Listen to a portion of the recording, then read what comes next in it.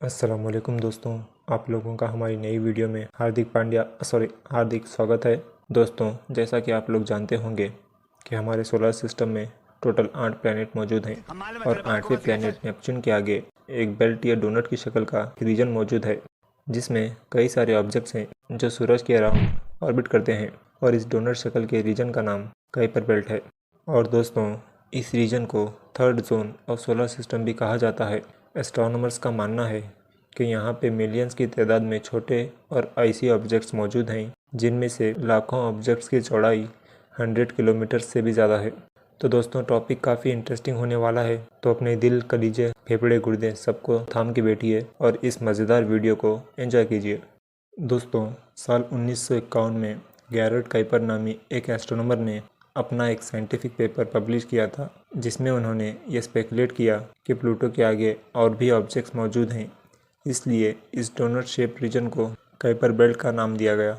गैरट Kuiper से भी पहले एक और एस्ट्रोनॉमर थे जिनका नाम केनेथ एड्जवर्थ था। उन्होंने भी 1943 में अपने पब्लिश किए गए पेपर्स में प्लूटो के आगे मौजूद स्पेस ऑब्जेक्ट्स को मेंशन किया था, इसलिए कुइपर बेल्ट को एड्जवर्थ कुइपर बेल्ट भी कहा जाता है। कुइपर बेल्ट हमारे सोलर सिस्टम का एक लार्जेस्ट स्ट्रक्चर है जो डोनट या पफ्ड डिस्क जैसे दिखाई देता है।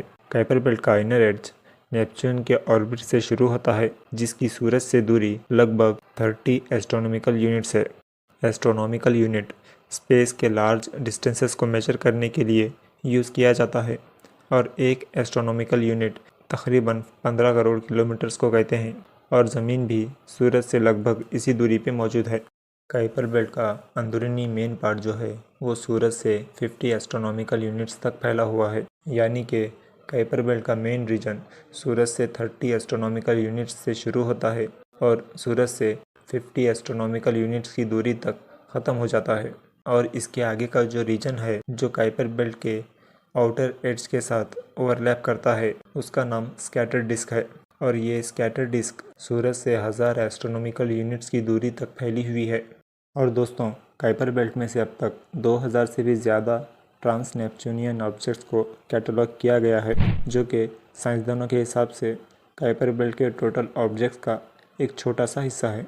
हालांकि एस्ट्रोनॉमर्स के एस्टीमेट के हिसाब से कुइपर बेल्ट के 100 किलोमीटर जितने वाइड हिस्से में लाखों ऑब्जेक्ट्स मौजूद हैं। और अब एक इंटरेस्टिंग बात सुनिए कि कुइपर बेल्ट में जितने भी ऑब्जेक्ट्स मौजूद हैं, उन सब ऑब्जेक्ट्स का टोटल मास हमारी अर्थ के मास का सिर्फ 10% है। यानी मान लीजिए कि अगर हमारी अर्थ का मास 10 kg है तो कुइपर बेल्ट में मौजूद सारे ऑब्जेक्ट्स का टोटल मास सिर्फ 1 kg होगा। और यहाँ पे मैं बात मास की कर रहा हूँ, वेट की नहीं। अक्सर लोग मास और वेट में कंफ्यूज हो जाते हैं। मास और वेट दोनों अलग अलग हैं, हालांकि दोनों का यूनिट ऑफ मेजरमेंट सेम होता है। मान लीजिए कि आपके हाथ में एक स्टील बॉल है, तो उस बॉल के बनने में जितना स्टील लगा है वो उस बॉल का मास है और ग्रेविटी की वजह से उस बॉल का जो डाउनवर्ड फोर्स जनरेट होगा वो उस बॉडी का वेट है। तो चलिए टॉपिक पे आगे बढ़ते हैं और कुइपर बेल्ट के फॉर्मेशन के बारे में जानते हैं। एस्ट्रोनॉमर्स का मानना है कि कुइपर बेल्ट में जो भी ऑब्जेक्ट्स मौजूद हैं वो सब सोलर सिस्टम के फॉर्मेशन के बाद बचा हुआ मटेरियल है और हो सकता है कि कुइपर बेल्ट के सारे ऑब्जेक्ट्स मिलकर एक बड़ा प्लैनेट बना सकते हो। लेकिन नेपच्यून की करंट ऑर्बिटल पोजीशन ऐसी है कि नेपच्यून की ग्रेविटी स्पेस के उस हिस्से में इतनी हलचल मचा रही है कि वहाँ मौजूद छोटे ऑब्जेक्ट्स इस काबिल ही नहीं रहे कि मिलकर एक बड़ा प्लैनेट बना सके। और ऐसा हो सकता है कि आज की तारीख में कुइपर बेल्ट में जितने ऑब्जेक्ट्स मौजूद हैं वो ओरिजिनल क्वांटिटी का एक छोटा सा हिस्सा हो।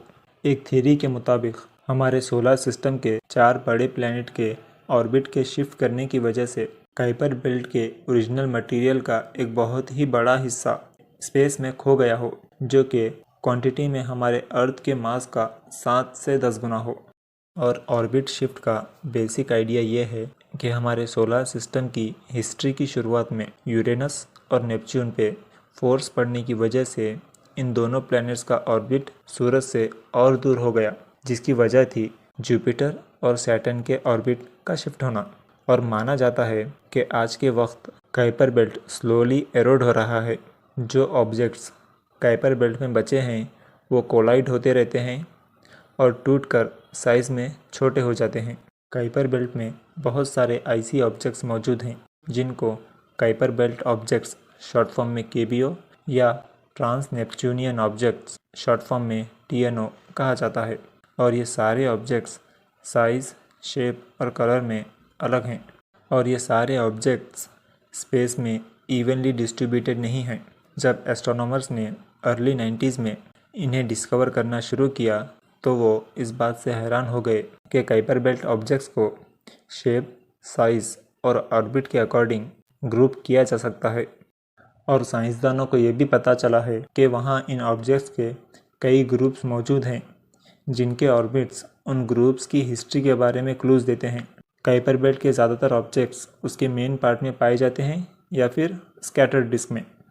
काइपर बेल्ट के ज़्यादातर ऑब्जेक्ट्स को क्लासिकल केबीओस कहा जाता है और क्लासिकल टर्म लगाने की वजह यह है कि इन ऑब्जेक्ट्स के ऑर्बिट ओरिजिनल ऑब्जेक्ट्स के ऑर्बिट से बहुत ज़्यादा मेल खाते हैं जो कि लॉस्ट हो चुके हैं।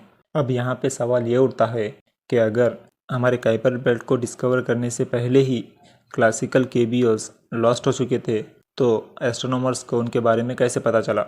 मुझे नेक्स्ट राउंड में सिलेक्ट कीजिए तभी बताऊंगा।